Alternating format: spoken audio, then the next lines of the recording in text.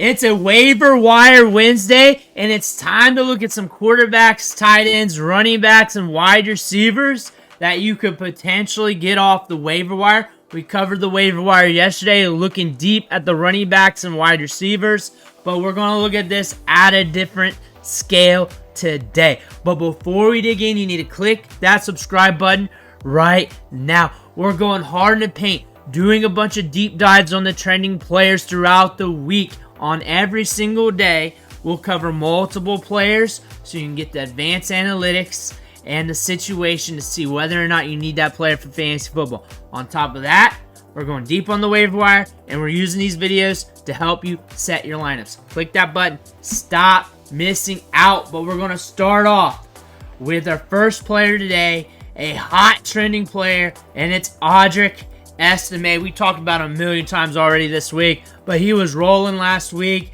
We had a 63.6% opportunity share. We got 14 carries. We looked good on the field. Roll back to tape, and you're just seeing rolling up the gut. This was against a tough Chiefs defense who locked down running backs and wide receivers. We got some other games coming up. I'm looking at Week 12 against the Raiders, a softer matchup against running backs. And if he's still getting this workload or even more, it's going to be wheels up. He's a good stash play / kind of lineup option for the future, but he's a rookie with a lot of upside right now that you do not want going off on another team's lineup. So you may want to just stash him just in case. Bo Nix has been trending well for fantasy football. You didn't think we'd say that back in the offseason. We watched him heavy this offseason, though, day by day, competing with the jabroni quarterbacks, but got it done, became the starter, started off slow with production, and now we're starting to ramp things up a little bit, and we're getting yards on the ground. We're getting a little bit through the air, but Bo Nix is a guy that you may want to look at off the waiver wire because in some matchups, he's getting you some fantasy production. Mike Gesicki over here, 16.7% target share, only 7 fantasy points, but like we said, going into Week 10, he's an up and down fantasy producer, but the workload's there these last 3 weeks, 8, 6, 9, when it comes to targets. So the volume's there. You just got to hope that it hits for you in production. Ricky Pearsall, 6 targets, a 17.6% target share last week, 17 fantasy points. We've played in 3 games. The targets look like this, 5, 4, and 6. We're getting good volume. We're getting air yards downfield, and things are looking good for Ricky Pearsall. Could have an emergence big time over the back end of the season. Jaylen Warren is a running back that a lot of people were drafting with significant draft capital just a couple months ago. Now you can catch him for free off the waiver wire. After coming back from that injury, the workload's ramping up. He's getting work in the backfield, catching balls, running routes. He ran 15 routes last week. That's a good route participation rate for a running back sharing work out of the backfield with Najee Harris, a 45.5% route participation rate. That being said, he's a guy you may want to stash on your bench. Quentin Johnston keeps finding the end zone. The former first-round pick is just getting better. I expect volatility from him to be up and down. I expect some low games, under 10 PPR fantasy points, a good deal of those, but also games like we saw in these last 2 weeks where he scored 22, 10.4, scoring touchdowns, getting those deep balls, just because of the nature of the offense, the nature of the targets that he's getting game by game as well. But Quentin Johnston does have some upside here. Russell Wilson is cooking these last 3 games. 28.6 fantasy points, 15.2, 24.10. And that really depends on how your league scores quarterbacks, because all leagues are a lot different. But he's able to get it done through the air. 2 games of over 200 yards. In 2024, that's a good clip. That third game was almost there. In 2024, that's a good clip. In 2023, it's like, This year, that's very dependable. It's all right for fantasy football. Last week, he scored 3 touchdowns, though, through the air. That's something you want to look at. Russell Wilson's getting volume through the offense, pushing it deep to George Pickens. Now we got Mike Williams there as well, and he is good with the deep ball, too. We're going to be getting vertical. We're going to be aggressive through the air. Whistling Disley, 6 targets last week, and we're getting volume since week 6. 5 targets, then 11 targets, then 7 targets, then 3 targets, then 6 targets.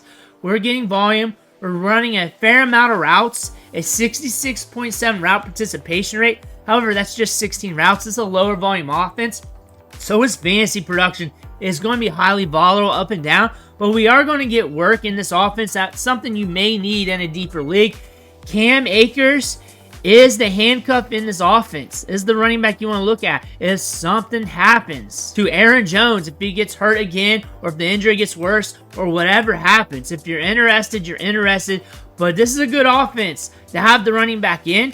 Cam Akers with the Texans hit on one game out of his 3 starts with 12 PPR fantasy points. So with the Vikings, you might expect to hit on half his starts, 1 out of 3 starts or something like that, and be up and down. But that being said, getting the workload is enough, the volume in the fantasy production, because you don't have to be the best back in the league to be okay in fantasy. You just got to get the ball and get the ball enough to get over the goal line or get enough volume to rack up a little something.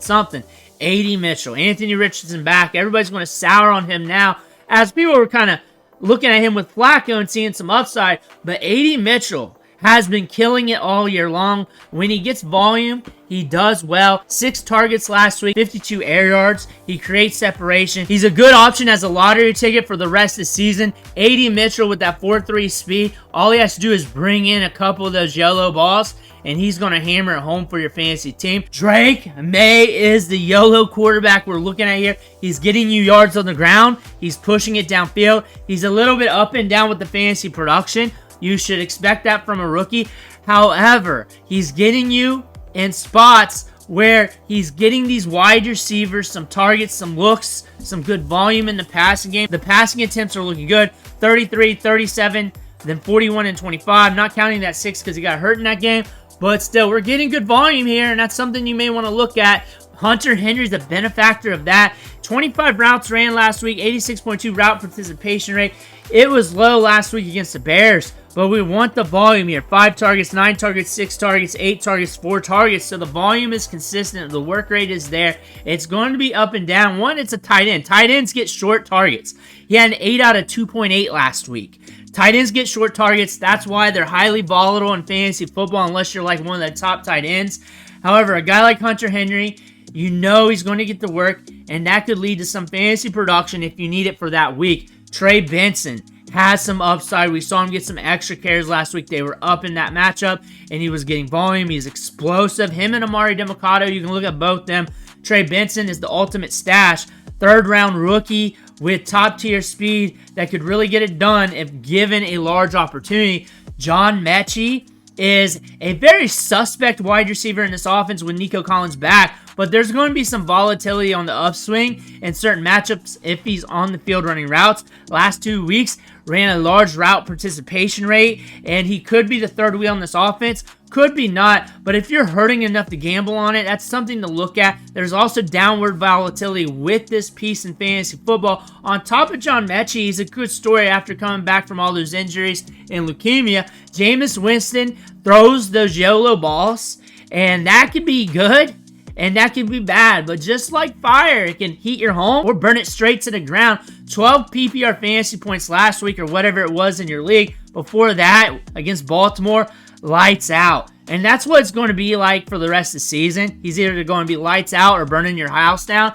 But again, if you want to gamble on that, that's good on you. Jonnu Smith's getting a lot of workload. Looking at the rate since week 7. 7 targets, 6 targets, 6 targets, and 4 targets. So if you're chasing targets, he's a guy to look at. Good size, adjusted athleticism, top tier speed at the tight end spot. A good tight end to throw in there if you're really hurting. Tyler Allgeier is an underrated handcuff, but he's super safe because you know if something happens to Bijan, he's getting 20-plus opportunities every game. He's going to get the work rate, and that's going to allow him to be a stable option in fantasy football with some upside due to the touchdowns in a good offense that's moving the football. Underrated handcuff. I think he should be rostered in every league. Marquez Valdes-Scantling. I did a unique video on him. I look at him as an up-and-down volatile play for the rest of the season. His routes ran should increase by the game, considering he's new to this offense. Highly volatile play, very dangerous, but the upside's immense. The downside is immense too. Jonathan Brooks. Miles Sanders got hurt, but it looks like the injury is not so serious as what we thought like a day or so ago. Still something to monitor. Jonathan Brooks will get some work coming back from the bye week. Not enough to usurp Chuba Hubbard. No one's really saying that, and people who think that, I don't know what to think about them, might be illiterate. But Jonathan Brooks has some upside, though, with just a little bit of carries. You want him stashed just in case he starts popping off, and just in case we start seeing a two-headed monster here in Carolina with two great running backs. Mike Williams, deep threat, good at contested catches. We'll get the air yards. We'll get opportunity as he acclimates in this offense. Russ has been cooking. I look at him as another volatile play that you can scoop up off the waiver wire.